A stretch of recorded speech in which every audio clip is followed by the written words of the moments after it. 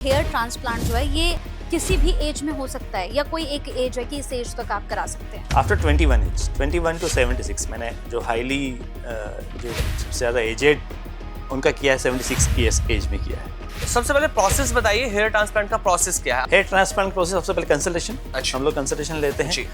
वाकई में आपको हेयर ट्रांसप्लांट की ज़रूरत है या नहीं। जी। आप मेरे पास आए और आपने कहा मुझे ट्रांसप्लांट कराना है, तो पहले तो आप कैंडिडेट हैं या नहीं ट्रांसप्लांट के लिए, वो हमें देखना होगा। अगर ट्रांसप्लांट की आपको रिक्वायरमेंट है तो फिर कुछ प्रोसेस होती है। हेल्थी लाइफस्टाइल कितना इंपॉर्टेंट है हमारे बालों के लिए? मोस्ट इम्पॉर्टेंट, मैं सबसे ज़्यादा प्रायोरिटी जितने भी मेरे पेशेंट्स आते हैं उनको सबसे ज़्यादा प्रायोरिटी एड ऑन क्या करना है अपने? कि आपकी लाइफ स्टाइल हेयर और स्किन के लिए बहुत important. Good have you should have a good sleep. उड़े जब जब जुल्फे तेरी कवारियों का दिल मचले, लेकिन कवारियों का दिल कैसे मचलेगा जब आपके सिर पर बाल ही नहीं होंगे तो कुंवारियां आपकी तरफ देखेंगी ही क्यों? जी हाँ, आज हम इसी पर बात करने वाले हैं कि एक समय था जब आप अपने बालों को लहराते थे, जब तेज हवा चलती थी तो आपके बालों की रौनक ही अलग होती थी। लेकिन अब ना तो आपके बाल बचे हैं, ना आप अपने बालों को लहरा पा रहे हैं और कुंवारियों का दिल भी आपको देखकर अब मचल नहीं रहा।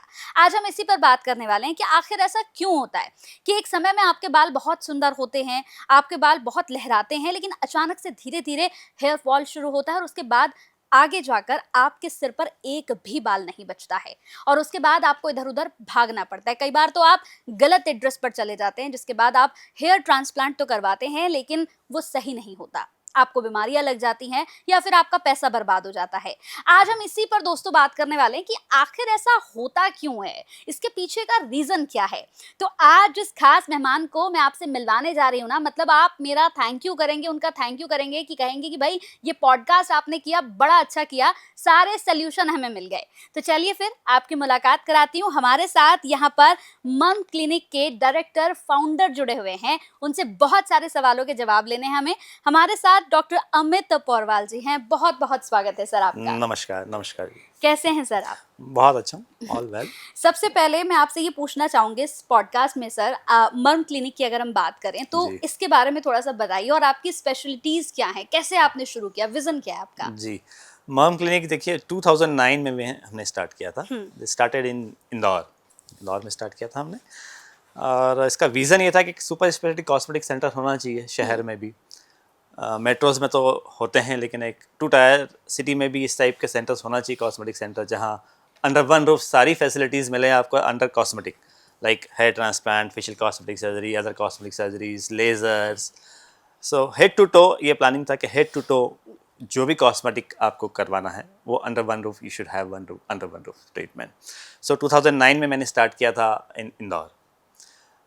स्पेशलिटी की बात करें तो मैं खुद एक मैक्सोफेशियल, फेशियल कॉस्मेटिक और हेयर ट्रांसप्लांट सर्जन हूँ, जो कि फेशियल कॉस्मेटिक सर्जरी से रिलेटेड सारे ट्रीटमेंट करते हैं, लाइक हेयर ट्रांसप्लांट हुआ, राइनोप्लास्टी हुआ, फेस लिफ्ट सर्जरी हुआ, बोटॉक्स हुआ, फिलर्स हुआ, इस तरह से हम सारे ट्रीटमेंट करते हैं। सर, अगर हम हेयर ट्रांसप्लांट की बात करते हैं तो आज की डेट में आप देख रहे हैं बहुत ज़्यादा ट्रेंड बन चुका है। पहले लोग सोचते थे कि यार मेरे बाल चलेगा भी, ये कैसे आएंगे, लेकिन अब लोगों के पास एक ऑप्शन बना कि हेयर ट्रांसप्लांट हम करा सकते हैं तो हमारे बाल वापस आ जाते हैं। ये जो हेयर ट्रांसप्लांट का जो ट्रेंड बदला, लगातार जो बढ़ा, इसका नज़रिया, इसका रीज़न क्या है आपके अकॉर्डिंग? हेयर ट्रांसप्लांट का नज़रिया धीरे धीरे, देखिए टेक्निक भी इवॉल्व होती गई। यस। जब हम 16-17 साल पहले हमने स्टार्ट किया था तो टेक्निक थोड़ी सी टफ थी। एफयूटी करते थे, स्ट्रिप लेते थे। Gradually things has been evolve, science evolve हुआ, थिंग्स इजी होती गई, पेनलेस प्रोसीजर आ गई आजकल तो। So gradually science has been evolve, so easy हो गई चीज़ें, इसलिए लोगों में अवेयरनेस बढ़ा। कॉमन पब्लिक में जो अवेयरनेस बढ़ा, जो डर था वो सब खत्म हुआ, अवेयरनेस बढ़ा, और इससे हेयर ट्रांसप्लांट ट्रेंड में आया। आपने साइंस की बात करी, साइंस क्या है इसके पीछे? हेयर ट्रांसप्लांट में सी देखिए, हेयर ट्रांसप्लांट में क्या होता है, एक सर्जिकल प्रोसेस है जी। बैक ऑफ द स्कैल्प, सर के पीछे से रूट्स लिए जाते हैं। अच्छा। बालों की जड़ें, रूट्स ली जाती हैं, और जो बॉल्ड एरिया है वहाँ पे उसको इम्प्लांट किया जाता है। सिंपल प्रोसेस है, पीछे से रूट्स लिया, उसको ठीक है। यहाँ पे इम्प्लांट किया है, ओके। और वो ग्रेजुअली कुछ महीनों में स्टार्ट ग्रोइंग, धीरे धीरे बाल ग्रो करना चालू करता है, और 6-8 महीने में पूरा उसका रिजल्ट आ जाता है। तो ये जो हेयर ट्रांसप्लांट की हम बात कर रहे हैं सर, बहुत सारे लोग हैं जो इस पॉडकास्ट को देख रहे होंगे, प्रोग्राम को देख रहे होंगे, तो उनका ये सवाल होगा कि ये हेयर ट्रांसप्लांट जो है ये किसी भी एज में हो सकता है या कोई एक एज है कि इस एज तक आप करा सकते हैं? आफ्टर 21 एज 21 टू 76 मैंने जो हाईली जो सबसे ज़्यादा एजेड कहते हैं उनका किया है 76 ईयर्स एज में किया है। सो 21 से लेकर 76 तक मैंने किया है। 26 से आपने किया है? 21 ईयर्स टू 76। अच्छा 76 से। यस। अच्छा, हेयर ट्रांसप्लांट की बात करें, लेकिन उससे पहले का प्रोसेस की मैं थोड़ी सी बात करता हूँ। लोगों को पहले यही नहीं समझ में आता कि उनके बाल झड़ रहे हैं या वो नॉर्मली टूट रहे हैं। बहुत से लोग होते हैं कंफ्यूज रहते हैं कि ये मेरे ऑर्गेनिक हट रहे हैं या मैं हेयर कॉम किया तब टूटे। धीरे धीरे धीरे देखते हैं हम, वो बाल एकदम कम होने शुरू होते हैं, बीच में से सर गंजा हो जाता है। तो ये हेयर फॉल हो क्यों रहा है, पहले आप ये रीजन बताइए। सी मोस्ट कॉमन जो हेयर फॉल का रीज़न है that is male pattern baldness बोलते हैं उसका। अच्छा। मेल पैटर्न हेयर लॉस और जेनेटिक दोनों कारण होते हैं। Male pattern hair loss means आपने देखा होगा पहले सर के थोड़े से कॉर्नर से हेयर्स जाते हैं। हाँ। धीरे धीरे ग्रेजुअली फिर क्राउन जिसको वर्टेक्स बोलते हैं वहाँ से जाना स्टार्ट होता है और फिर धीरे धीरे धीरे पूरा ही हेयर चले जाते हैं। That is a commonest problem, that is male pattern hair loss बोलते हैं इसके अंदर। इसको जो साइंटिफिक लैंग्वेज हम बोलेंगे तो इस एंड्रोजेनेटिक एलोपेशिया, ओके। जो हमारे बॉडी में एंड्रोजन हार्मोन होता है that gets convert into testosterone जो हार्मोन होता है आपने सुना होगा, that gets convert into DST dihydrate testosterone and that causes hair fall. उसकी वजह से हेयर फॉल होता है, इसलिए इसको मेल पैटर्न हेयर लॉस बोलते हैं। अच्छा। तो सर इसको कराने के क्या कोई साइड इफेक्ट होते हैं? क्योंकि हमने बहुत बार देखा है, बहुत सारे केसेस ऐसे देखे हैं। अभी मैं यहाँ पर थोड़ा सा जोड़ रही हूँ, अभी हाल ही का एक मामला है कानपुर का, जहाँ पर एक लड़के ने हेयर ट्रांसप्लांट कराया, उसके बाद वो घर पहुंचा तो उसको ईचिंग शुरू हो गई, फिर उसको बहुत दर्द शुरू हुआ। तो क्या कोई साइड इफेक्ट भी है सर? सी हेयर ट्रांसप्लांट के वैसे कोई साइड इफेक्ट्स नहीं है, पूरी तरह से सेफ प्रोसीजर है ये। बट आप कौन से सर्जन, टॉप मोस्ट इम्पॉर्टेंट कौन सर्जन कर रहा है, who is going to operate your surgery. बिल्कुल। जो सेंटर जहाँ पर ऑपरेट किया जा रहा है वो सेंटर किस लेवल का है, क्या वहाँ पे सारी सुविधाएं हैं इमरजेंसी को लेकर रिलेटेड या नहीं है। ऑपरेशन थिएटर जहाँ पे उसका सर्जरी होना है वो कितना हाइजीनिक है, क्या सारे सर्जरी के प्रोटोकॉल फॉलो किए जा रहे हैं या नहीं किए जा रहे हैं, टेक्नोलॉजी कितनी एडवांस्ड है वहाँ की, क्या सारे इंस्ट्रूमेंट इक्विपमेंट जो यूज़ कर रहे हैं वो लेटेस्ट टेक्नोलॉजी वाले हैं या नहीं है। टीम, हेयर ट्रांसप्लांट में टीम, एक सर्जन तो काम नहीं कर सकता है अकेले, बस टीम क्या वो टेक्निकली साउंड है और एक्सपीरियंस्ड है या नहीं है। बिल्कुल। ये 5-6 बातों का हम ध्यान रखेंगे तो आप hair transplant is a very very safe procedure. Sir यहाँ पर जैसे बात हो रही थी कानपुर वाले केस की, हम जी, बात कर रहे थे जी। सर, हमने देखा है जैसे आजकल क्या चल रहा है मार्केट में, लोग बहुत सस्ता कर दे रहे हैं कि अरे आपका 20,000 में, 10,000 में, 25,000 में। Yes. क्या ऐसा है कि इसका एक रेट होता है, मतलब आप अगर महंगा कराओगे तो ही वो सेफ है, सस्ते वाले जो है वो काम नहीं कर रहे हैं, ऐसा कुछ है? जैसे महंगा सस्ता तो नहीं बताऊंगा मैं आपको, मैं बताऊंगा कि वही मैंने आपको जैसे कहा, जैसे 5-6 पॉइंट्स आपको ध्यान रखना होगा। सी, क्वालिफाइड और एक्सपीरियंस सर्जन्स की कोई फीस आपको देना होगी, राइट, वो चार्ज करेंगी। अगर वो एक्सपीरियंस्ड हैं, मोर देन 10 ईयर्स या 15 ईयर्स से सर्जरी कर रहे हैं तो ऐसा तो नहीं है कि 5-10 हज़ार में सर्जरी कर देंगे आप। बिल्कुल। सेकेंड, द इन्वायरमेंट, जो सर्जरी जो आपका इंफ्रास्ट्रक्चर है, जहाँ जिस हॉस्पिटल में आपकी सर्जरी हो रही है, जिस सेंटर में आपकी सर्जरी हो रही है, वो कितना इक्विप्ड है। अगर proper equipped, well equipped modern technology के साथ काम करेगा और प्रॉपर स्टरलाइजेशन प्रोटोकॉल के साथ फॉलो करेंगे, विद एक्सपीरियंस टीम के साथ काम करेंगे, तो उसका एक कॉस्ट तो आपको बियर करना ही पड़ेगा। बिल्कुल। तो मिनिमम कॉस्ट तो आपको स्टैंडर्ड जो है वो तो आपको पे करना ही होगा। बिल्कुल। तो वो सस्ते में तो हो नहीं पाएगा, बिल्कुल। आप या तो सस्ता बोल दें या उसको जो भी बोलें। तो एक स्टैंडर्ड प्राइस है जो आपको पे करना होगी प्रॉपर एक्सपीरियंस सर्जन से अंडर गुड इंफ्रास्ट्रक्चर में काम। मैंने ये क्वेश्चन इसलिए पूछा सर क्योंकि ना हमने देखा कि कानपुर वाला जो पूरा केस था जी। उसमें वो जो शख्स था वो इसलिए गया था क्योंकि वो एक होता नहीं एकदम कि नहीं बहुत Yes. कम रेट में हो जाएगा, करा लो Yes. आप। Yes. तो लोग ना अट्रैक्ट होते हैं कि अरे Right. इतने कम रेट में कर रहे हैं ये, तो बिल्कुल सही मैंने कहा। इसीलिए पूछा क्योंकि लोगों को ये क्लियर होना चाहिए। यस।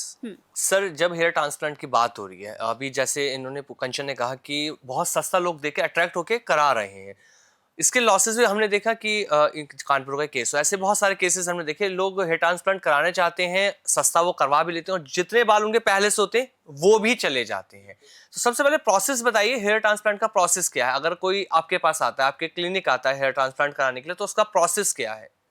हेयर ट्रांसप्लांट प्रोसेस सबसे पहले कंसल्टेशन। अच्छा। हम लोग कंसल्टेशन लेते हैं जी। वाकई में आपको हेयर ट्रांसप्लांट की ज़रूरत है या नहीं। जी। आप मेरे पास आए और आपने कहा मुझे ट्रांसप्लांट कराना है, तो पहले तो आप कैंडिडेट हैं या नहीं ट्रांसप्लांट के लिए, वो हमें देखना होगा। अगर ट्रांसप्लांट की आपको रिक्वायरमेंट है तो फिर कुछ प्रोसेस होती है, ब्लड इन्वेस्टिगेशन होते हैं, हमारे फिजिशियन चेकअप करते हैं, प्री ऑप चेकअप होता है। If you are physically fit for hair transplant, फिर हम आपको सर्जरी के लिए लिए जाता है। अच्छा। यस, तो this is a common process, उसको फॉलो किया जाता है। आपके सर्जन ने आपको एडवाइस किया जी। हेयर ट्रांसप्लांट का, तो बिल्कुल कराना चाहिए और ये प्रोसेस फॉलो करना चाहिए। टाइप्स कितने हेयर ट्रांसप्लांट के? हेयर ट्रांसप्लांट के वैसे स्टैंडर्ड दो ही टाइप्स होते हैं, जी। One is FUT and one is FUE। That is a gold standard technique बोली जाती इन है। दोनों में डिफरेंस क्या कुछ है? FUT is follicle unit transplant okay. And FUE is follicle unit extraction. जब हम 15 साल या 16 साल पहले करते थे तब FUE नहीं होता था। अच्छा। हम करते थे FUT। जी। उसमें क्या होता था, बैक ऑफ द स्कैल्प से हम पूरी स्ट्रिप हार्वेस्ट करते हाँ। थे, कंप्लीट स्ट्रिप निकालते थे और उस स्ट्रिप पे हम स्टिचेस सूचस लगाते थे। अच्छा। टाके आते थे वहाँ पर, और टाके को 10-12 दिन बाद हम रिमूव कर देते थे और स्ट्रिप में से फिर एक एक इंडिविजुअल फॉलिकल उसको सिल्वरिंग करते थे, हम एक एक इंडिविजुअल काटते थे और फिर उसको लगाते थे। अच्छा। That was the FUT process.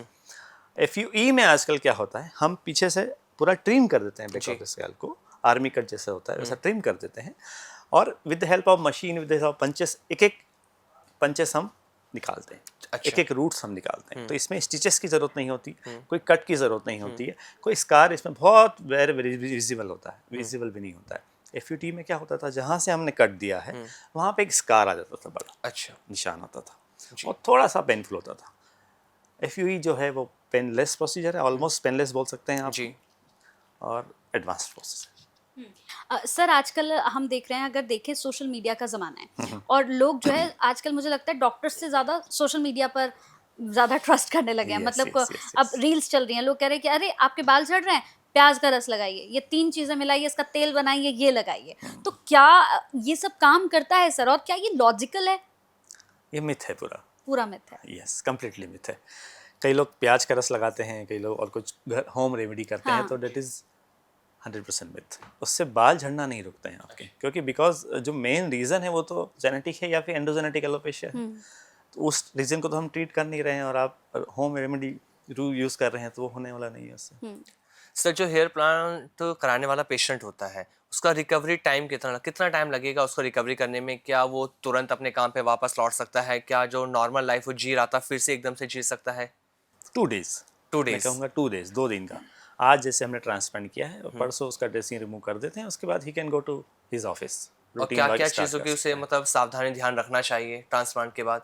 Transplant के बाद ऐसी कोई विशेष सावधानियाँ नहीं है। अच्छा। कुछ एक हम स्प्रे देते हैं हमारे सेंटर से, वो स्प्रे करना होता है उसको। 2 व्हीलर नहीं चलाना होता है फॉर अ वीक, ताकि Okay. पॉल्यूशन नहीं लगे, डस्ट जी। नहीं, पार्टिकल नहीं जाए। ज़्यादा झुक के काम नहीं करना होता है ताकि ग्रेविटेशन सोर्स से आपका स्वेलिंग नहीं आए। ये छोटी मोटी प्रिकॉशन है। मेडिसिन हम देते हैं 4-5 दिन का, वो अच्छा। लेना होता है। कोई ऐसा विशेष प्रिकॉशन नहीं है कि आपको बहुत ज़्यादा प्रिकॉशन रखना होता जी है। जी। हेयर ट्रांसप्लांट में सर हमने एक चीज़ और देखी है, जैसे बहुत सारे लोग ये कहते हैं कि हेयर ट्रांसप्लांट हम करा लेते हैं, लेकिन उसके बाद क्या होता है, एक टाइम पीरियड होता है, टाइम पीरियड के बाद जाकर वो हमें बहुत ज़्यादा अनकम्फर्ट करता है और उसकी वजह से हम मतलब उसमें हम आगे नहीं चल पाते हैं, हमारे लिए सारी चीज़ें बेकार हो जाती है। तो क्या ऐसा होता है कि आगे जाके चीज़ें अनकम्फर्ट लेवल पे पहुंच जाती हेयर हैं? ट्रांसप्लांट से रिलेटेड हाँ। Absolutely not. हेयर नहीं। ट्रांसप्लांट एक सेफ और नेचुरल प्रोसेस है। हाँ। 5-6 महीने बाद आपका ग्रोथ हो गया तो आपका जैसे नेचुरल बाल है वैसे ही वो नेचुरल बाल है। तो मतलब बाल गिरेंगे नहीं अगर एक गिरेंगे नहीं। बाल आपके गंजे सर पे जनरली बाल उग चुके हैं तो? ट्रांसप्लांटेड बाल नहीं गिरते हैं। अच्छा। जो हम ट्रांसप्लांटेड बाल करते हैं, इसको सेफ डोनर एरिया बोलते हैं, वहां से लिए जाते हैं, तो जनरली वो डजंट फॉल। अच्छा, आर्टिफिशियल हेयर भी लगते हैं इस पे? नहीं, आर्टिफिशियल हेयर नहीं लगते? अपने नेचुरल हेयर्स हैं जो खुद ही ग्रो होते हैं। वो गिरेंगे नहीं, वो आपके बढ़ते रहेंगे। तो बहुत सारे लोग जो मतलब मैंने भी एक पूछा था कि वो प्याज का रस लगा लेते हैं या दुनिया भर की चीज़ें लगा लेते हैं। तो जो हम हेयर ट्रांसप्लांट करवाते हैं, तो कई लोगों को देखा है कि वो उसमें भी कारीगरी करनी शुरू कर देते हैं। तो क्या वो सेफ रहता है? बिल्कुल नहीं। अगर आपको आपके डॉक्टर ने जो फॉलो अप इंस्ट्रक्शन दिए हैं उसको फॉलो करेंगे तो हेयर ट्रांसप्लांट सेफ प्रोसीजर है। आप अपने ही खुद से ही डॉक्टरी का इलाज घर पे करेंगे तो वो तो हार्मफुल रहेगा ही। और सर एक चीज़ और, हेयर ट्रांसप्लांट से अगर मैं बात करूं, दिमाग के ऊपर क्या किसी तरह कोई असर पड़ता है? क्या हमारी मेमोरी पे कोई फर्क पड़ सकता है इससे? ये बिल्कुल बहुत भी ना लोगों के अंदर मिथ बन चुका है यस, कि अगर हमने हेयर ट्रांसप्लांट कराया तो हमारी मेमोरी लॉस हो सकती है, सर का दर्द नहीं जाता। ये सारे मिथ हैं लोगों के अंदर। तो ये बताइए क्या सच में ऐसा है? बिल्कुल सही कहा आपने। काफ़ी सारे पेशेंट्स मेरे पास भी आते हैं, सर हेयर जी। ट्रांसप्लांट के बाद क्या सर दर्द होगा मेरे को बाद में, या आंखों की रोशनी चली जाएगी, या मेरा दिमाग चलना बंद हो जाएगा। तो ऐसा बिल्कुल कोई कनेक्शन नहीं है उसका। हेयर ट्रांसप्लांट में सिर्फ हम स्किन में ही काम करते हैं, पीछे से रूट्स लेके 2-3 mm स्किन में ही जाते हैं, लग जाता है। तो ऐसा कोई साइड इफ़ेक्ट्स नहीं है हेयर ट्रांसप्लांट से रिलेटेड कि आपकी मेमोरी चली जाएगी या आपकी आंखों का विज़न कम हो जाएगा ऐसा, या हेडेक रहेगा बाद में। बिल्कुल घबराने की बात नहीं है। मतलब जो लोग ये पॉडकास्ट देख रहे हैं और उनके सर पर अगर बाल नहीं है, तो आपका पॉडकास्ट देखकर उनके सर पे बाल 100% उग सकते हैं। यस, बिल्कुल। अच्छा, एक सवाल और पूछा जाए? जी बिल्कुल। आपके असली है नकली है? अरे बिल्कुल। क्योंकि जैसे कंचन ने शुरुआत में गाना गाया ना, उड़े जब जब जुल्फे तेरी, मैं सर आपकी ही जुल्फे देखा था, मैंने सर की भी जुल्फे तो बहुत अच्छी है जी। कहीं सर ने खुद तो नहीं हेयर ट्रांसप्लांट बिल्कुल, करा? अभी तक तो जरूरत नहीं लगी है। नहीं, बहुत अच्छी आपकी ग्रोथ है। और मैं यही कहूंगा जो ये पॉडकास्ट देख रहे हैं उन्हें समझ आ चुका होगा कि जब डॉक्टर के इतने लंबे बाल हैं तो पेशेंट के क्यों नहीं हो सकते। बिल्कुल।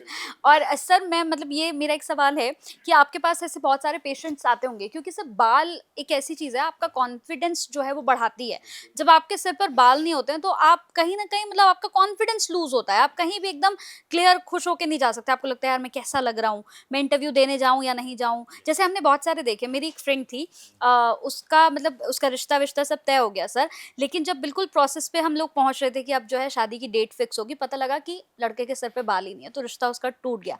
ऐसी एक मूवी भी हमने देखी मेरा कि पति गंजा है। हाँ वही वही वही मेरा पति, जैसे हमने देखा कि वो मतलब शादी के बाद ही आती है मेरा पति गंजा है और उनका तलाक हो जाता है।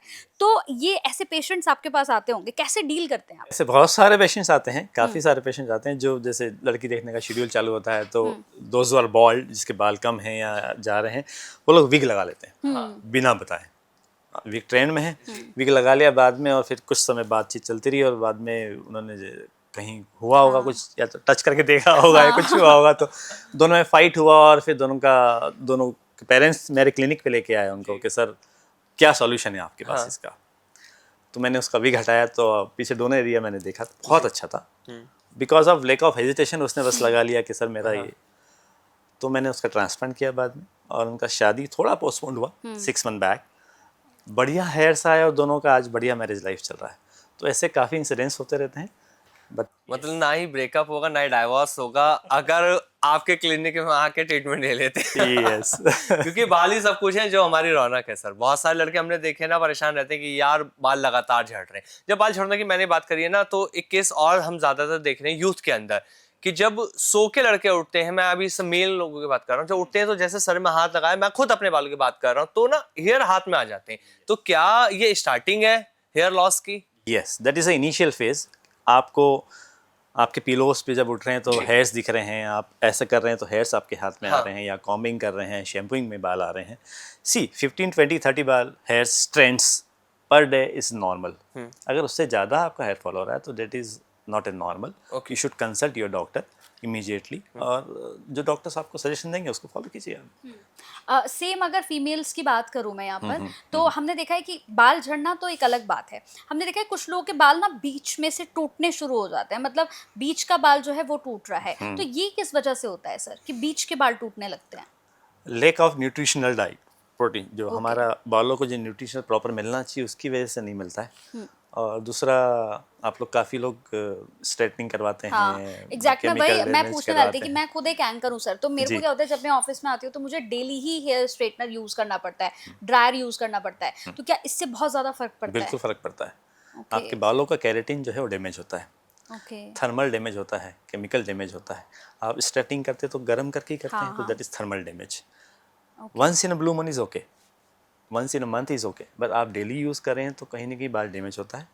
बालों का प्रोटीन जो बाल जिससे बना होता है, केराटिन प्रोटीन, वो डैमेज होता है तो आपके बाल फ्रीजी हो जाएंगे बाद में आपको। सो वो फिर बाद में धीरे धीरे हेयर फॉल स्टार्ट होगा। तो इसके लिए भी क्या आपके पास आना चाहिए? बिल्कुल आना चाहिए। ठीक है। अच्छा सर, एक चीज और, अगर जैसे किसी ने हेयर ट्रांसप्लांट कराया तो क्या सेकंड सेशन की भी जरूरत पड़ती है अगर फर्स्ट सेशन में प्रॉपर बाल नहीं आ पाते हैं तो? सेकेंड सेशन, थर्ड सेशन की भी ज़रूरत पड़ सकती है। अच्छा। सेकेंड नहीं, थर्ड की भी ज़रूरत पड़ सकती है। वो किस स्टेज में? अगर आप जैसे आप एंकर हैं, हाँ आपको फेस करना है डेली कैमरा, जी। तो आपको डेंसिटी वैसी फर्स्ट सेशन में नहीं दी जा सकती। अच्छा। If you want good dense hair, जहाँ ज़्यादा डेंसिटी चाहिए तो सेकेंड सेशन में ही देते हैं। जैसे कई लोग हैं जो टीवी एक्टर्स हैं, मेरे काफ़ी सारे पेशेंट्स जो बॉलीवुड में हैं, टीवी में आते हैं, ये आते हैं, तो उनका सेकेंड सेशन, थर्ड सेशन भी किया जाता है, just to have a good density in the front. क्योंकि एक बार में हम उतना डेंसिटी नहीं दे सकते हैं जी। एक बार के हेयर ट्रांसफर में। नॉर्मल हेयर डेंसिटी तो हम देते हैं, लेकिन आपको हाई डेंसिटी चाहिए होता है तो सेकेंड सेशन, थर्ड सेशन की ओर जाना चाहिए। सेकेंड, आगे तो फ्रंट आपने हेयर ट्रांसप्लांट करा लिया है और पीछे आपके बाल हैं जो ऑन गोइंग प्रोसेस है वो जारी रहे, हाँ। उसका आपने ध्यान नहीं रखा, प्रिकॉशन नहीं रखा, कोई मेडिकेशन नहीं लिया या GFCPR पे नहीं लिया, तो पीछे का भी हेयर चला जाएगा। अच्छा, तो वो एरिया को वापस ट्रांसप्लांट करा सकते हैं। ओके। तो second session required for that also, crown area के लिए। तो कई बार हम सेकेंड सेशन करते हैं तो क्राउन एरिया को कवर करने के लिए भी करते हैं। हेयर ट्रांसप्लांट के बाद क्या कुछ चीज़ों का ख्याल रखना पड़ता है सर? जैसे हम लोग अगर रिबॉन्डिंग भी कराने जाते हैं तो फिर वो बताते हैं कि अब आपको ये शैम्पू यूज़ करना है, आपको ये कंडीशनर यूज़ करना है, आपको डाइट क्या लेनी है क्या नहीं लेनी। तो क्या हेयर ट्रांसप्लांट कराने के बाद आपको डाइट का ये सब कुछ आप बताते हैं? हेयर शैम्पू, ऑयलिंग, ये सब ट्रांसप्लांट चीज़ों का। के बाद ठीक है कराना चाहिए, मैं डाइट बताता ही हूँ सभी लोगों को, हेल्दी डाइट होना चाहिए किसी का भी। लाइक ग्रीन डार्क वेजिटेबल ज़्यादा खाएं, ज़्यादा पानी पिए, फ्रूट्स लें, नींद बराबर लिए, लाइफस्टाइल थोड़ी सी चेंज करें उनकी। तो ये सब हम एडवाइस करते हैं। That is not for hair transplant, जिसका हेयर फॉल हो रहा है उसके लिए भी हम एडवाइस करते हैं ताकि आगे हेयर फॉल ना हो। सर, हेल्थी लाइफस्टाइल कितना इंपॉर्टेंट है हमारे बालों के लिए? हम कैसे अपने बालों को हेल्थी भी रख सकते हैं? मोस्ट इंपॉर्टेंट है। मैं सबसे ज़्यादा प्रायोरिटी, जितने भी मेरे पेशेंट्स आते हैं उनको सबसे ज़्यादा प्रायोरिटी इसी एड को ऑन देता क्या हूं करना है अपने कि डेली आपकी रूटीन? लाइफ स्टाइल हेयर और स्किन के लिए बहुत इंपॉर्टेंट है। जी, good have, you should have a good sleep. Okay. 7-8 घंटे की स्लीप होना ही चाहिए। आजकल सबके पास टाइम नहीं है, लेकिन जी। आपको टाइम तो निकालना पड़ेगा अपनी हेल्थ के लिए। हाँ, कुछ वर्कआउट डेली 40-50 मिनट्स का करना चाहिए। जो भी आपको स्पोर्ट्स पसंद हो, जैसे साइकिलिंग, रनिंग, स्विमिंग, वॉकिंग और gymming, what ever you like, वो आपको लाइफ में होना ही चाहिए। योगा। क्या गर्म पानी से भी हमारे बाल डैमेज होते हैं? बहुत ज़्यादा अगर गर्म पानी ले रहे हैं आप तो बिल्कुल डैमेज करता है। अच्छा। तो आप कुनकुना शावर लीजिए। अगर ज़्यादा विंटर है तो या फिर कोल्ड वाटर से आप ले सकते हैं शावर।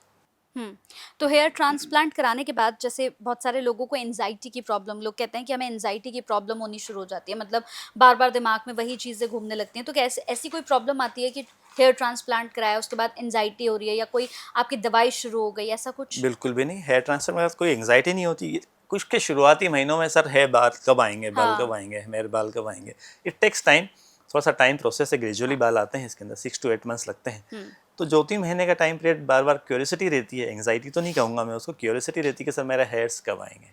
एंग्जाइटी जैसा तो मतलब नहीं आपको होता है। पेशेंस रखने की जरूरत है। Yes. मतलब ये नहीं है कि आपने हेयर ट्रांसप्लांट कराया फिर आप कह रहे हैं कि अगले महीने ही मेरे बाल आ जाएं, वैसा नहीं, वैसा नहीं है। आपको 6 से 7 महीने वेट करना मिनिमम। मिनिमम। यस। आजकल हम देख रहे हैं ना, बहुत सारे सेलिब्रिटीज भी ऐसी हैं जो हेयर ट्रांसप्लांट करा रहे हैं। तो आपके पास, आपके क्लिनिक में कोई ऐसा फेमस सेलिब्रिटीज आए हों जिन्होंने हेयर ट्रांसप्लांट कराया हो, आपसे सजेशन लिया हो, उनके बारे में कुछ बताया हो? है बहुत, हमारे बहुत अच्छे सिंगर हैं, जी। देश के जाने माने सिंगर हैं, उनका ट्रांसफर मैंने करा है। अच्छा। हाँ, क्रिकेटर हैं जी। कुछ, 1-2 क्रिकेटर हैं, कुछ 1-2 एम्पायर हैं हाँ, हाँ। जिनका मैंने ट्रांसप्लांट किया है। तो they are very happy. I can not tell the name, नाम मैं एक्सपोज नहीं करना चाहूँगा उनका, but yes they are very तो क्या हैप्पी। सेलिब्रिटीज और नॉर्मल, अगर मैं इस बंदों की बात करता हूँ, उनके लिए क्या अलग होता है हेयर ट्रांसप्लांट या दोनों का सेम है? कहा जाता है यार सेलिब्रिटीज हैं, इनके लिए अलग ट्रीटमेंट होगा, सब कुछ अलग होगा, ऐसा कुछ होता है? ऑलमोस्ट सेम है, बिल्कुल सबके लिए कोई सेम होता डिफरेंस है? नहीं है। सेलिब्रिटीज़ में और कॉमन पर्सन में क्यों डिफरेंस होगा, जी। सेम है। Treatments are same, absolutely. अब हेयर ट्रांसप्लांट के बाद अगर हम बोटॉक्स की बात करते हैं सर, तो बोटॉक्स को लेकर भी लोगों के अंदर बहुत सारे सवाल होते हैं कि कराना चाहिए नहीं कराना चाहिए, क्या ये सेफ होता है? तो इस पर आपकी राय क्या है? बोटॉक्स कराना चाहिए इफ रिक्वायर्ड। Okay. अगर ज़्यादा रिंकल्स हैं, एज के पहले ही एजिंग हो रही दिख रही है आपको, तो आपको कराना चाहिए, बिल्कुल कराना चाहिए और पूरी तरह से सेफ है। Only problem with the Botox is कि आपको 6 to 8 मंथ्स में वापस उसको टॉप अप करना पड़ता है, वापस रीडू करना होता है, क्योंकि Okay. वो उसका जो ट्रीटमेंट लास्ट होता है 6 to 8 मंथ्स ही होता है। अच्छा, अगेन वापस आपको बोटॉक्स लेना होता मतलब 6 से 7 महीने बाद आपको अगेन वो लेना पड़ता है। है। यस।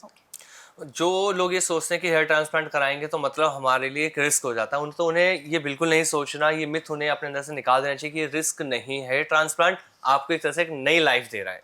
नई लाइफ दे रहा है, लेकिन मैंने बताया कुछ जी। प्रिकॉशन आपको ध्यान रखना ही चाहिए उसके हाँ। अंदर, जैसे चॉइस ऑफ सर्जन, कितना एक्सपीरियंस है सर्जन को, क्वालिफिकेशन कितनी है, जी। किस सेंटर पे आप करा रहे हैं, हाँ।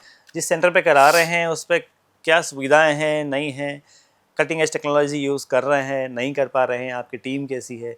अगर ये सब उस सेंटर पे अवेलेबल है तो डेफिनेटली एक इट्स अ डिफरेंस वेरी मैं सेफ आपसे समझना चाहूंगा। जैसे शुरुआत में भी हमने बात करी कि जी। 20 से 25,000, 30,000 की रेंज में भी हेयर ट्रांसप्लांट हो रहा है, और एक 2.5 लाख 3 लाख रुपए की। Yes. मेरे खुद अपने एक दोस्त है, उसने मात्र 50,000 में हेयर ट्रांसप्लांट कराया, और एक ही दोस्त ने कराया 3 लाख रुपए में। जी। तो इस जो अमाउंट का डिफरेंस है, इसको हम कैसे समझ सकते हैं कि क्या अलग हुआ होगा? जिसने 50,000 में कराया होगा हाँ। वो कोई यंग बडिंग सर्जन होगा, अच्छा। या फिर टेक्नीशियन होगा, आई जी। Don't know. और जहाँ हाई चार्जेस होंगे वहाँ कोई एक्सपीरियंस सर्जन होगा, सेंटर की क्वालिटी होगी, वहाँ का सारा ध्यान रखा जा रहा होगा, टीम अच्छी होगी, जी। ये सब ध्यान रखा जा रहा होगा, इस कारण से उसके चार्जेस ज़्यादा होंगे। अच्छा, बस ये एक मेजर। ये एक मेजर डिफरेंस है। ओके। कोई भी एक्सपीरियंस सर्जन का एक तो कॉस्ट होगा, और जितना भी आप एडवांस टेक्नोलॉजी यूज़ कर रहे हैं, जितनी मशीनरी जिसके अंदर जो इंस्ट्रूमेंट्स यूज़ होते हैं, पंचेज होते हैं, उसकी कॉस्ट तो एक आती है अगर जी। आप क्वालिटी यूज़ कर रहे हैं तो वो पे आपको करना होगा। रिस्क हो सकता है अगर हम सस्ते पे जाते हैं। और इसकी अपन बात कर ही चुके हैं, क्या रिस्क हो सकता है। बोटॉक्स की अगर मैं बात करूं सर, जैसे हम कर रहे थे, कोई लोग जो है युवा दिखने के लिए करते हैं, और कई क्लिनिक्स पे जाते हैं तो वो गारंटी देते हैं कि गारंटी है कि आपको हम जवान बना देंगे, बिल्कुल मतलब बोटॉक्स अगर आप कराओगे। लेकिन बार बार अगर हम बोटॉक्स कराते हैं सर, तो कहीं ऐसा तो नहीं होता कि जो नेचुरल हमारी चीज़ें जो होती हैं वो मरने लग जाती हैं? ऐसा कह सकते हैं ऐसा कि बार बार बहुत ज़्यादा फ्रिक्वेंटली कम एज में अगर आप करा रहे हैं तो वो आपका नेचुरल जो कोलेजन बनने का, स्किन को जो कोलेजन फॉर्म्स करता है, वो धीरे धीरे डिस्ट्रॉय होता है। हाँ। तो एक एज है, उसके बाद ही आप बोटॉक्स कराएं तो ज़्यादा सेफ है। बिल्कुल, क्योंकि सर हमने बहुत सारे सेलिब्रिटीज को देखा जिन्होंने ना अपने चेहरे के साथ बड़ा खेल किया है। Yes. मतलब आयशा टाकिया को जब मैं देखती हूँ, जब उनकी मैंने मूवी देखी थी तो वो एक अलग ही इतनी खूबसूरत सलमान खान के साथ जो मूवी थी, लेकिन अब मैं उनको देखती हूँ तो उन्होंने अपने चेहरे को ही बिल्कुल बिगाड़ लिया है। Yes. ऐसे बहुत सारे स्लेब्स हैं, प्रियंका चोपड़ा की अगर मैं बात करूँ वो हाँ। भी हैं, कई बार करा चुकी हैं, अनुष्का है। सर्जरी हो चुकी है हाँ, उनकी। तो ऐसा मतलब कैसे, मतलब आप बार बार कराओगे तो ये आपको नेगेटिव भी तो हो सकता है आप लोग के लिए। बिल्कुल हो सकता है, बिल्कुल होता है। इसीलिए choice of surgeon should be very good, बिल्कुल। और द टाइम ऑफ सर्जरी, किस समय आप कौन सी सर्जरी कराना है वो इम्पोर्टेंट है। ऐसा नहीं कि हम कभी भी किसी भी एज में जाके कोई सर्जरी करा लें, वो इम्पोर्टेंट नहीं। सर हम देखते हैं हेयर फॉल के साथ साथ ना बियर्ड एरिया में या आईब्रो पे भी ना बाल Yes. हमारे टूटने लगते हैं, कम Yes. होने शुरू हो जाते हैं। तो क्या ये एक स्किन प्रॉब्लम का साइन होता है? नहीं नहीं, हेयर का प्रॉब्लम है। जैसे कई लोग के आईब्रो कई चले जाते हैं, बियर्ड आजकल बहुत ट्रेंड में है बियर्ड जी। रखना, तो बियर्ड ट्रांसप्लांट के काफ़ी करता हूँ मैं केसेस आजकल। बियर्ड ट्रांसप्लांट बियर्ड ट्रांसप्लांट भी पॉसिबल है? करते ही हैं, बहुत ट्रेंड में अच्छा। है। एवरीबडी कम्स कि मुझे अर्जुन रामपाल जी चाहिए या विराट कोहली जैसी मुझे बियर्ड चाहिए, सर कहना यू गिव इट, हम देते हैं उसको। Beard transplant is very in trend, जी। It is in trend now, और वेरी सेफ प्रोसीजर है। प्रोसीजर उसमें सेम होता है, स्कैल्प से रूट्स निकाले जाते हैं और फिर उसको बियर्ड बियर्ड पे स्टेज लगा में लगाया जाता है। Yes yes, it's now in trend. तो सर बोटॉक्स के लिए भी यही आप कहेंगे कि बोटॉक्स अगर आपको कराना है तो भी आपको बहुत ज़्यादा देखना है कि डॉक्टर के पास क्या स्पेशलिटीज़ है, कितना बिल्कुल ध्यान रखना एक्सपीरियंस है। है। यस, क्योंकि कहीं ऐसा ना हो, क्योंकि आजकल हम देख रहे हैं कहीं पार्लर्स, पार्लर्स में भी हाँ हो रहा है, एग्जैक्टली, कहीं आई एम पार्लर्स सेइंग में भी वो हो रहा है। पार्लर्स में भी हो रहा है कि पार्लर वाले भी कह रहे हैं कि आप आइए आपका बोटॉक्स करा देंगे। यस, तो तो उस चीज़ का विशेष ध्यान रखना है। बोटॉक्स सिंपल प्रोसेस है, लेकिन कहाँ पे कहाँ कौन से एरिया में देना है, किस मसल्स को इन्वॉल्व करना है, किस मसल्स को पैरालाइज करना है, बहुत इंपॉर्टेंट है। अदरवाइज इम्बैलेंस हो जाएगा आपका, तो आपके फेशियल एक्सप्रेशन सब चले जाएंगे बोटॉक्स लेने के बाद। तो ये ध्यान रखना पड़ेगा आपको। अभी जैसे हमने बियर्ड का आपने बताया कि बियर्ड का ट्रांसप्लांट भी आपके यहाँ बहुत ज़्यादा है, ट्रेंड में ही आ चुका है। ऐसे जो लोग आईब्रोज को लेकर परेशान, कि बहुत सारे देखते हैं ना आईब्रोज होती ही नहीं है, उन्हें या तो काजल जो यूज होती है वो यूज Yes. करके बनाई जाती है, आर्टिफिशियल वो यूज करते हैं। तो क्या इसका भी ट्रांसप्लांट है? Eyebrow transplant we do it, काफ़ी लोग करते हैं। काफ़ी लोगों का आईब्रो, स्पेशली इन फीमेल्स में आईब्रोज जो टेल है ये चली हाँ। जाती है पीछे, सिर्फ ये जी। दिखता है, तो वी डू द आईब्रो। काफ़ी ट्रॉमा हो जाता है, किसी लोगों को कोई एक्सीडेंट हो गया तो उसमें आईब्रो चला गया, Yes. कुछ हो गया तो उसकी वजह से जाता है, तो हम आईब्रो बनाते हैं। और बहुत इजी प्रोसेस है, हाफ डे का प्रोसेस होता है, आईब्रो बिल्कुल एग्जैक्टली सेम हो जाता है। आजकल तो आई लैशेज भी बनाते हैं, आई लैशेज को भी ट्रांसप्लांट किया जा रहा है। एग्जैक्ट, मैं इसी सवाल पे आ रही थी कि आई लैशेस का भी करते हैं। आई लैशेज का भी ट्रांसप्लांट होने लग गया है। ओके सर, जैसे मैं देखती हूँ कि जब हम रील्स स्क्रॉल करते हैं तो कुछ इन्फ्लुएंसर्स हैं जिनके पार्लर्स हैं, तो वो कहते हैं कि पार्लर में भी हम आई लैशेस का कर देते हैं, आईब्रोज का कर देते हैं। क्या ये ट्रस्ट कर सकते हैं हम इन बिल्कुल पर? नहीं कर सकते आप, बिल्कुल इट्स नहीं कर वेरी, हाँ ये तो आई के अराउंड आप काम कर रहे हैं तो it's very risky. You should go with the experience surgeon के पास ही आपको जाना चाहिए, वही करेगा। सर आपके लिए सबसे बड़ा डिफिकल्ट केस कौन सा रहा अब तक के करियर में? Difficult case for the hair transplant, yes. Youngsters, why? ऐसा नहीं, एक नहीं, बहुत, क्योंकि आजकल मैं देख रहा हूँ यंगस्टर्स के हेयर फॉल बहुत ज़्यादा हो रहे हैं। 18 ईयर्स, 19 ईयर्स, 20, 21, वो मेरे पास आते हैं, सर हमारा ट्रांसप्लांट कर दो। हाँ। 18 साल में हम कैसे ट्रांसप्लांट कर दें आपका? तो उनको समझाना एक बड़ा मुश्किल काम होता है। सर मेरे यहाँ से बाल जा रहे हैं, यहाँ से जा रहे हैं, तो एक यंगस्टर्स को डील करना, जो भी एकदम यंग है, टीनेजर्स वाले जो बोलते हैं आपको, 18 साल 19 साल 20 साल के बच्चों के जो हेयर्स जाते हैं, उनको ट्रीट करना थोड़ा डिफिकल्ट होता है क्योंकि दे डोंट क्योंकि अंडरस्टैंड। पहले कहा जाता था ना, जब बाल उड़ने शुरू होते थे साइडों से कि भैया हाँ। अमीरी आ रही है, अमीर हो रहे हैं इसलिए बाल उठ रही है। Yes. और आज की डेट में देख रहे हैं हम 20 साल की उम्र के बाद से लोग गंजे होने शुरू हो जा रहे हैं Yes. क्योंकि उनकी डाइट सही नहीं है, प्रॉपर खान पान नहीं ले Lifestyle. पा रहे। एक चीज और जो सबसे बड़ा इशू निकल कर आता है कि हेयर लॉस होने का, कहा जाता है पानी आपका अगर सही नहीं है तो उसकी वजह से भी हेयर लॉस होता है। तो क्या ये सच है? अगर पानी प्रॉपर नहीं मिल पा रहा हमें?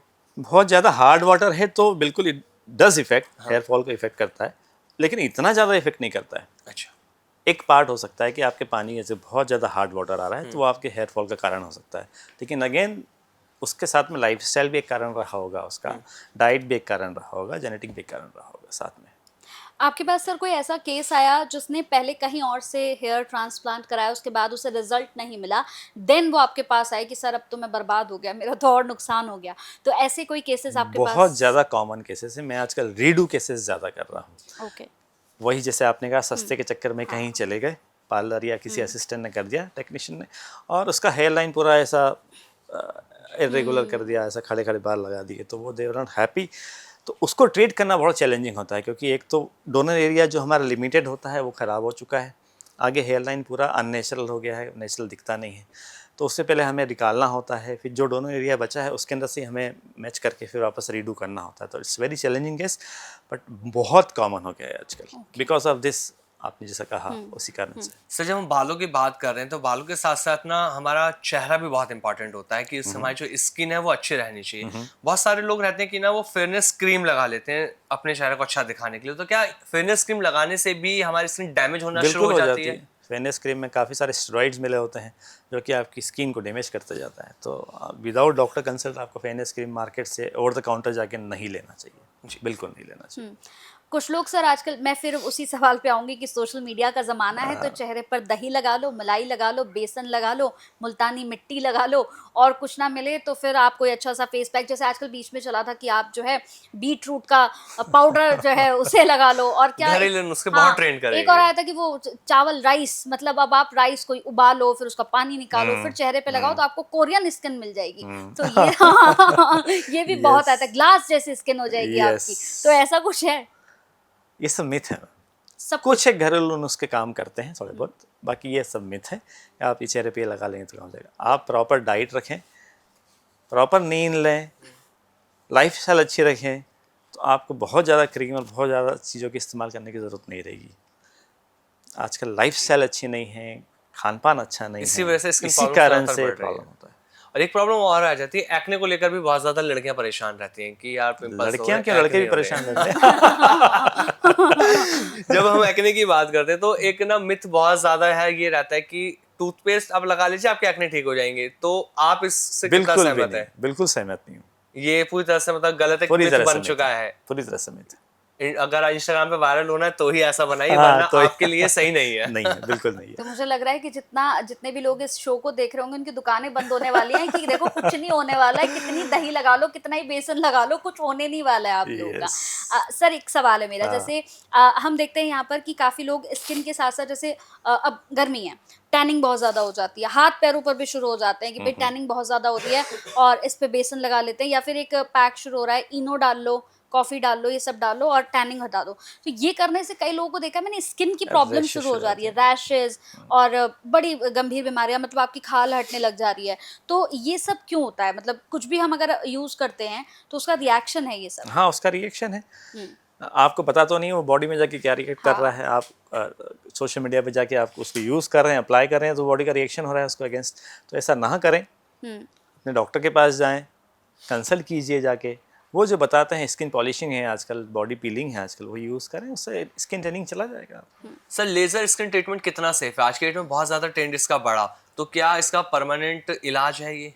Yes, lasers nowadays are very advanced, जो कि हार्मलेस है। जैसे लेज़र हेयर हो जाते जी। हैं, काफ़ी फेस पे हेयर्स आ जाते हैं, उसको रिड्यूस करना है तो आप लेज़र करते हैं तो उसका कोई हार्मफुल इफेक्ट नहीं है। माम क्लिनिक में भी क्या लेजर ट्रीटमेंट दिया जाता है? Yes, we have all types of laser, CO2 है, कार्बन लेजर्स हैं। सर सेंसिटिव स्किन की बात कर लेते हैं। सेंसिटिव स्किन के लिए डज और डोंट्स सबसे इंपॉर्टेंट क्या कुछ है, ये आप थोड़ा सा बताइए।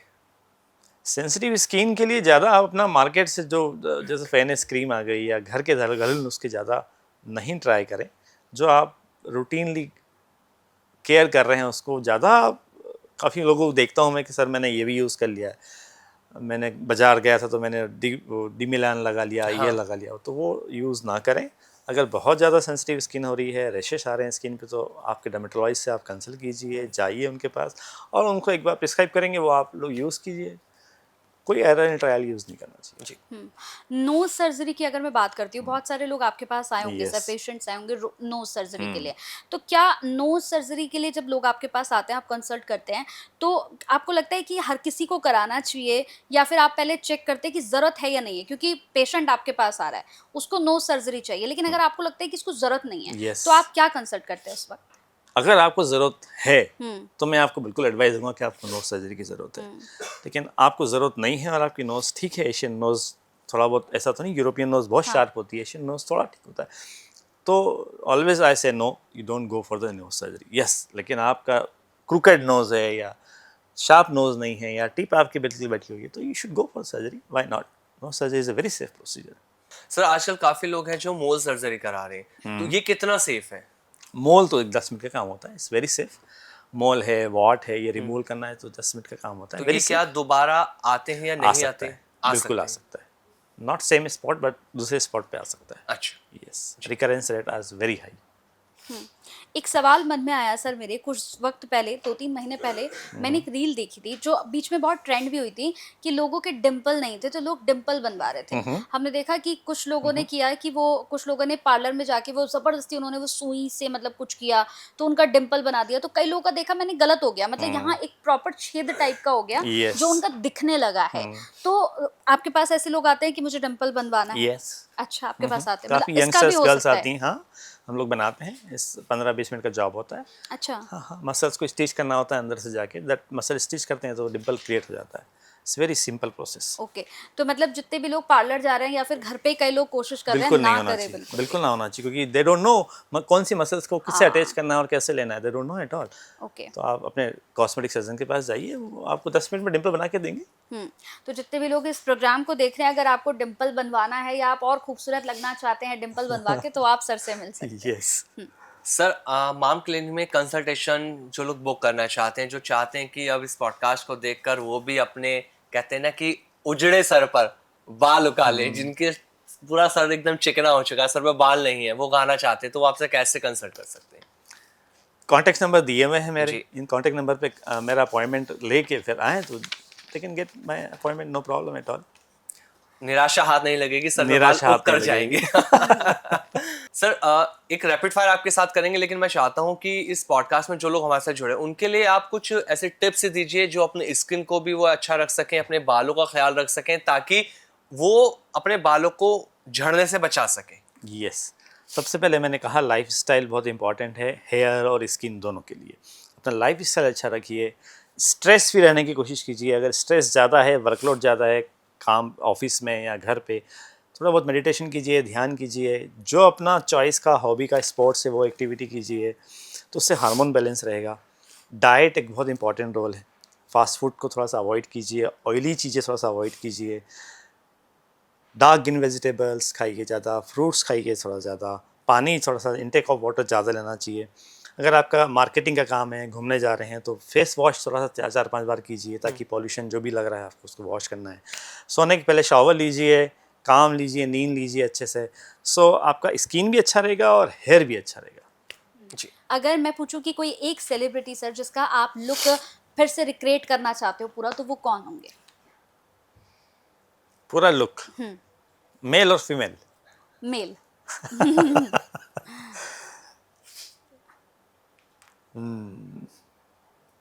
दुविधा में डाल दिया। शाहरुख खान है जिसका नोज सर्जरी होना चाहिए आइडियली। अच्छा। सर जब रैपिड फायर की शुरुआत हम कर रहे हैं, तो शुरुआत कर लेते हैं hair transplant in one word. Transformation. अगर बोटॉक्स सर दुनिया में बंद हो जाए तो फिर क्या होगा? नेचुरल रहेंगे सब लोग जैसे हैं। Most common reason for hair loss. Genetic and androgenetic both. अगर बोटॉक्स बंद हो जाता है तो कौन सी एक्ट्रेस है जो सबसे ज्यादा रोएगी? ये तो हम सब जानते हैं। अच्छी एज कौन सी है हेयर ट्रांसप्लांट के लिए? 25 to 35. Biggest myth about hair transplant? Myth, yes. headache, unnatural. It's natural, PRP therapy useful और high? useful, transplant result slow और फास्ट? gradual. मार्म clinic in one word? Trust. Great. Celebrity with best hair comeback? Akshay Kumar. आपका favourite part of the job? Surgery. Pain level during transplant? 0. Baldness का permanent cure? Transplant. Hair transplant science या magic? Science. Transplant के बाद सबसे common सवाल? मेरे बाल कब आएंगे sir? One advice to hair loss patient? Stay happy. अरे ये शानदार, वो तो रैपिड फायर रहा। और एक चीज और मैं अब आपसे जानता हूँ लास्ट के अंदर, एक सवाल जो लड़के लड़के दोनों में रहता है कि लड़कियां ये सोचती हैं कि प्रेगनेंसी बाद उनके जब हेयर फॉल हो रहा है तो वो एक बहुत बड़ा कारण है। क्या ये सच है कि प्रेगनेंसी के बाद हेयर फॉल होता है? बिल्कुल होता है।